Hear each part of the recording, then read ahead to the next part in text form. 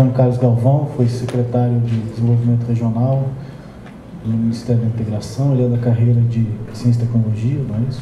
Então, é diretor lá do CGE desde 2008, 2007, 2006, pronto, uma hora vai acertar. Galvão, por favor. E quem deveria estar aqui era o nosso presidente, Mariano Laplane, que certamente faria uma palestra com um brilhantismo e no nível do meu também presidente, Fernando Rezende, né? Queria dizer aqui do meu conforto de estar na mesa com duas pessoas com quem eu tive a oportunidade de trabalhar profissionalmente nessas discussões sobre políticas públicas e planejamento e, de antemão, registrar minha profunda aderência, né, à grande maioria das teses que foram expostas aqui, né? E o que eu fiz aqui, guardado aí a minha distância para essas figuras históricas do sistema de planejamento, é um pouco uma caricatura de algumas questões que eu acho que tem uma liga muito interessante com o que o Fernando acabou de apresentar e com o que vários dos interlocutores da mesa de abertura também apresentaram, né?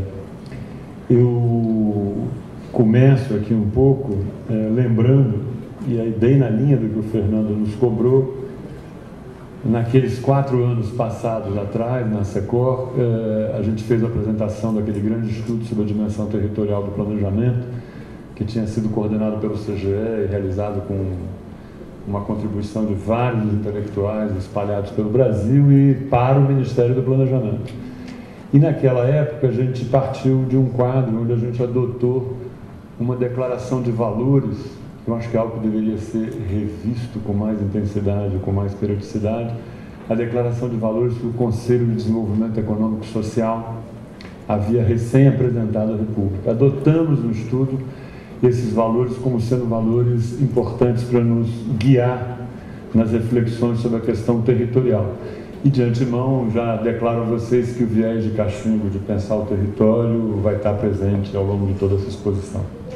Só para lembrar, os valores eram democracia, liberdade, equidade, identidade nacional, sustentabilidade, respeito à diversidade sociocultural e soberania, né?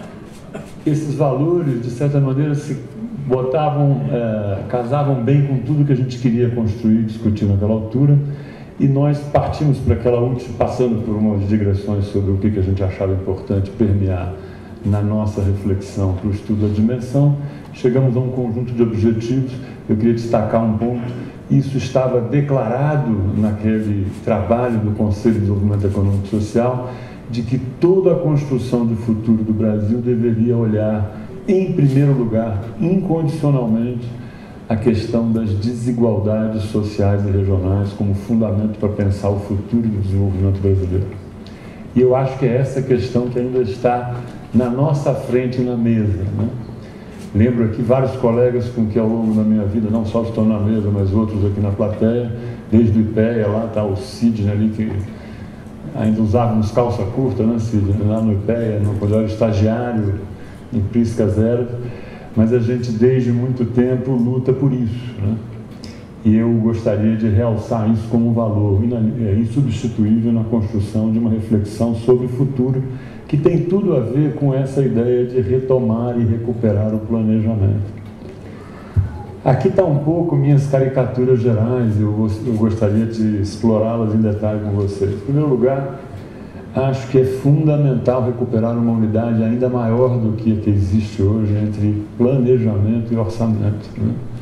De certa forma, a gente ficou no meio, e na minha leitura, o segundo ponto entre planejamento e programação, instado pela Constituinte de 88, ficamos no meio dessa digressão, numa área que eu chamo de programação, né?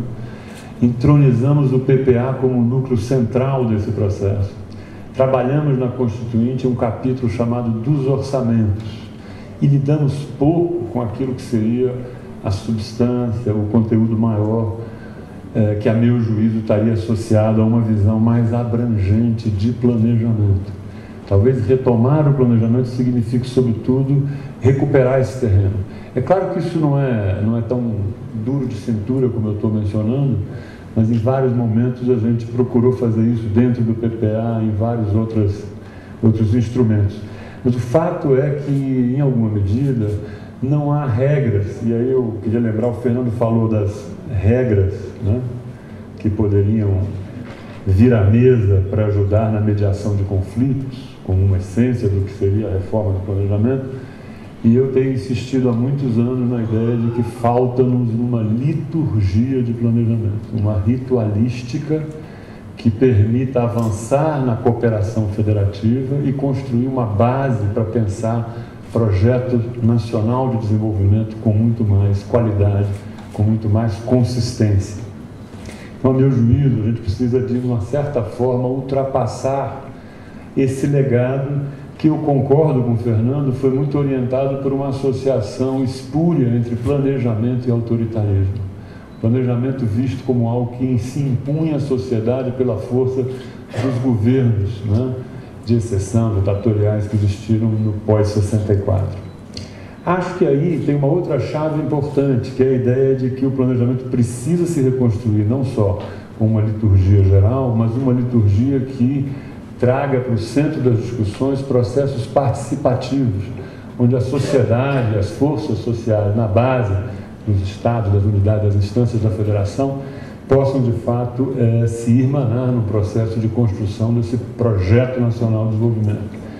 Não há outra forma de operar na democracia.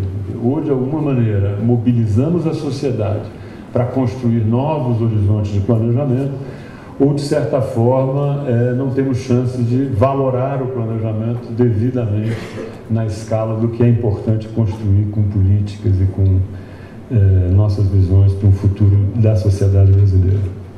E, obviamente, esse planejamento é federativo. Isso não é menos importante, porque, de certa forma, há uma série de obstáculos. O Fernando enumerou vários, né? O professor Fernando Rezende enumerou vários que eu acho que precisam ser trazidos à consideração, sobretudo num plenário como esse, né?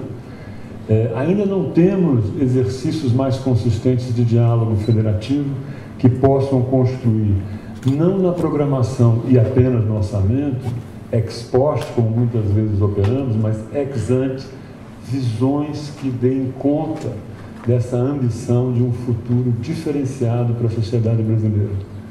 De certa maneira, eu briguei muito isso dentro do governo, na área do território. A gente tem facilidade de trabalhar a eficiência ex post, né? Bater figurinha com as programações constituídas, as decisões tomadas autonomamente, e tentar conquistar racionalidades e maiores, né, melhorias na margem do que está sendo produzido em políticas públicas. Mas a gente tem grande dificuldade e nós não exercitamos adequadamente no Brasil momentos de reflexão estratégica para pensar ex ante quais são os projetos e as políticas que a gente deseja construir. A sociedade não tem contado com fóruns adequados para que debates como esse se processem com consistência. Esses debates não são meramente acadêmicos no sentido genérico da expressão, mas eles devem ser debates orgânicos à própria construção do planejamento. Eles precisam levar decisões de política pública, eles precisam influenciar grandes tomadores de decisão nos vários caminhos setoriais e instâncias públicas da decisão, do processo de tomar a decisão ao nível do governo. Isso se rebate num conjunto também dispar, em relação à sua evolução recente, de políticas públicas, né? E aqui, sem me alongar também, sendo bastante caricatural, pedindo perdão a vocês por isso, acho que uma leitura do atual estado das políticas públicas, que eu divido mais ou menos daquela forma, poderia ser aquele que estaria apresentado. Tivemos um avanço inegável e importantíssimo, eu diria, é um bem inalienável do nosso processo de desenvolvimento recente, que é o conjunto das políticas sociais entendidas em sentido lato, né? Tivemos um esforço ainda não bem sucedido de reconstruir espaços de políticas de infraestrutura. E aqui tem um dos grandes desafios de um projeto futuro de desenvolvimento do país. Temos um grande problema com o que eu chamaria de políticas ativas de desenvolvimento, a capacidade de conduzir naquela interface que o Fernando falava como política alocativa, na direção do Musgrave, né? Contribuições da política pública para espaços como política industrial, política agrícola, assim por diante. A gente precisa recuperar terrenos grandes. Né? Já tivemos maior desenvoltura em operar nesses espaços. E, finalmente, políticas de Estado, que são também, corremos contra o prejuízo histórico, mas é também um desafio de afirmar e avançar nas bases de uma cidadania, né, que foi tão arduamente conquistada com o processo de redemocratização do Brasil. Isso pode se exprimir mais ou menos dessa forma, né? E tem toda uma digressão de como eu acho, e aí está um pouco a questão territorial, não como um mero item a mais da agenda, mas como um elemento aglutinador e absolutamente necessário para essa transformação do planejamento na direção que discutimos há pouco. De um lado, a gente pode, ali está um pouco de políticas sociais, ativos de desenvolvimento de infraestrutura, políticas de Estado, incluir uma categoria ali muito cara à ação de governo, que são políticas horizontais, que permeiam um conjunto das políticas que estão colocadas em outros escaninhos, e que, de certa forma, permitem escolhas, né, que a gente também precisa atentar nessa reconstrução do planejamento. Eu posso ter uma política de desenvolvimento regional, como tentamos construir em 2003 no governo, como uma política especializada que se insere no contexto restrito das políticas ativas de desenvolvimento, cujo papel é instigar a dinâmica nos territórios e atuar sobre a redução das desigualdades regionais. Mas eu posso ter, de outro lado, políticas mais modernas de ordenamento territorial, que integram várias dimensões de política e ambicionam construir trabalhar outros alvos de política pública bem mais abrangentes do que aquele de uma política especializada no desenvolvimento regional. Por exemplo, eu poderia traduzir várias questões territoriais numa política una, que tivesse uma certa integridade, uma certa coerência e consistência naquilo que estou ali muito caricatamente chamando de políticas de ordenamento territorial, que, lembro dos senhores, é uma figura constitucional, uma letra morta herdada do texto constitucional de 1988. Esse é um desafio para o planejamento. Queria lembrar um pouco, e voltar ao meu ponto central, de que as desigualdades nos ajudam a fazer algumas escolhas sobre o modelo de desenvolvimento futuro, né? De um lado, nós já fomos campeões de crescimento no século XX e hoje conseguimos conquistar uma trajetória mais consistente de redução de desigualdades sociais e regionais. Quando fomos campeões de crescimento, nós produzimos a la larga desigualdades e, de certa maneira, minamos a nossa capacidade de construir um terreno firme para alcançar uma condição de país desenvolvido, né? Queria lembrar a vocês, convido-os a entrar num site muito interessante chamado worldmapa.org, que é um site que mostra uma animação sobre a distribuição da renda no mundo inteiro, no planeta, e distribui a população por faixas de renda, daqueles que ganham até $1 por dia, até aqueles que ganham mais de $200 por dia, e redesenha o mundo nas proporções dessas fatias de renda. O dado curioso, além das óbvias características de que os países centrais, tipo os Estados Unidos, são micróbios, né, no menos de $1 dia, e são uma fatia enorme do planeta quando eu vou para mais de $200 dia, mostrando o que são países hegemônicos mundial ainda hoje, Europa acompanhando de perto, mas mostra que China e Índia, por exemplo, estão muito mais no lado do menos de $1 do que do mais de $200. E o Brasil? Dado mais importante, mais interessante de perceber é que o Brasil é tão ou mais expressivo na riqueza do que na pobreza. Sua expressão como fração da população global é tão grande ou maior relativamente do que aquela no menos de $1 quando eu vou para mais de $200 ou mais de $100 dia, dependendo aí do recorte que a gente queira fazer. O Brasil não muda muito sua cintura, sua elegância permanece a mesma no mar, enquanto outros países engordam assustadoramente, outros afinam assustadoramente. A África, por exemplo, quase desaparece. Queria lembrar isso porque eu acho que esse faz com que a questão da desigualdade no Brasil seja um impeditivo de várias das questões que discutimos, de trabalhar várias das questões que discutimos.